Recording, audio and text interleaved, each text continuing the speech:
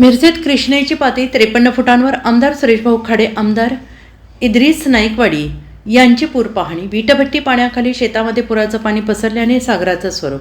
मिरज कृष्णा घाट येथे कृष्णा माईने सागराचं स्वरूप घेतलेलं असून पाण्याची पातळी 53 फुटांवर गेली आहे। मिरज कृष्णा घाट येथे पुराच्या धोक्याची पातळी 57 फूट असून कृष्णा घाट गावठाण भागाला आता पुराच्या पाण्याचा वेढा पडण्यास सुरुवात झाली आहे। मिरज अर्जुनवाड पुलाला पाणी टेकण्यासाठी फक्त 2 फूट अंतर कमी पडलेलं आहे। स्मशानभूमीचा पहिला मजला पूर्णपणे पाण्याखाली गेला असून पुराचे पाणी आता राजीवनगर परिसर पसरू लागला आहे।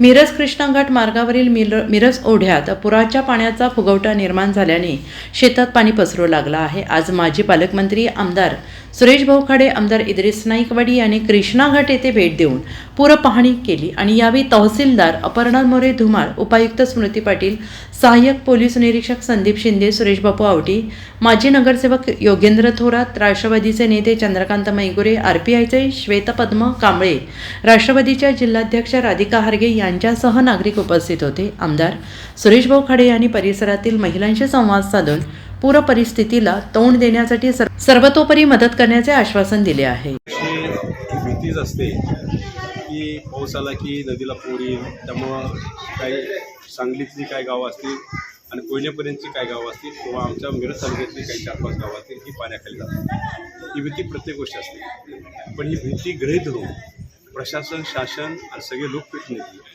अगोदरच कामाला जुळण्याची व्यवस्था सगळ्या केलेल्या आहे, त्यामुळे चिंता नाही। आज पाण्याची पातळी 42पर्यंत गेलेली अशी दिसते, पण असं जर उघड झालं तर निश्चितच आज संध्याकाळपर्यंत किंवा उद्या सकाळपर्यंत पाण्याची पातळी कमी होईल असा अंदाज वाटतो। त्यामुळं सातारला आणि आलमट ड्रेनेजसाठी आमचं कॉम्पिटिशन चालू आहे, किती पाणी सोडायला पाहिजे, काय करायला पाहिजे। पण वारणा आणि कोयना हे पाण्याने भरल्यामुळं त्यांचं ड्रेन करणं पाणी हे जरुरीच पडतं, त्यामुळे हे पाणी येते। तरी पण जे पाणी येईल त्याची व्यवस्था लावणं आणि तिथल्या जवळच्या खेड्या भागाच्या लोकांच्या सगळ्यांचं, शहराच्या लोकांचं सगळ्यांची व्यवस्था करणं हे प्रशासनाचं आमचं काम आहे आणि ती व्यवस्था आता सगळी व्यवस्थित झालेली आहे। आज इथं थोडीशी तक्रार होती, चाऱ्याचा प्रश्न होता, पण चारा पण आता यायला लागला आहे। पोटली चारा आम्ही आणायला लागलो आहे आणि जनावरांना चाऱ्याची व्यवस्था इथं आम्ही करतोय की जनावर आता गावातून, शेतातून जनावर आपण गावात आणलेले आहेत। गावातल्या जनावरांना चारा देणं जरुरीचं आहे, त्या पद्धतीनं चारा हे ताबडतोब उपलब्ध करून द्यायची व्यवस्था केलेली आहे। आणि काय अडचणी असतील तर ताबडतोब संपर्क फोन दिलेले आहेत आपल्याला, त्या फोनमध्ये किंवा माझा फोन असेल किंवा आमच्या सर्वांचे फोन असेल त्यावर आपण संपर्क साधा, ताबडतोब तातडीची कारवाई तिथं दिली जाईल। पुढे मी आपल्याला सांगतो, पूर अजून बघण्यासारखा आहे, धोकादायक वाटत नाही, बघण्यासारखं दिसतो। त्यामुळं आम्ही सगळेजण प्रतिनिधी, बापू असतील, आम्ही असो, आपले खरंसाहेब आहेत, बाकी सगळे आम्ही दिल्ली नाईक साहेब, आपले आमदार आले, पी आय आले, सरपंच आले आणि बाकी इथले लोक सगळे, तहसीलदार मॅडम आले आहेत, आयुक्त मॅडम आले आहेत, महिला कार्यकर्ता, लाडक्या बहिणी इथं संघामध्ये जमलेले आहेत। त्यामुळं लाडक्या बहिणी का असते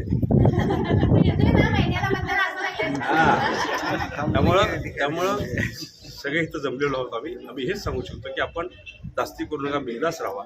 शाळांना सुट्ट्या आहे त्यामुळे मुलांना शाळेची काही करू नका। मुलं, आपली जनावरं, आपण स्वतः, आपले नातेवाईक यांना सगळ्यांना एकत्रित करून एका विचारानं खंबीरपणे ह्या संकटाला आपण सगळे मिळून तोंड द्यायचं आहे आणि तोंड देण्यासाठी आम्ही तुमच्याबरोबर आहे, एवढं मी आपल्याला सांगतो। Bureau report, SBN Marathi, Miraj.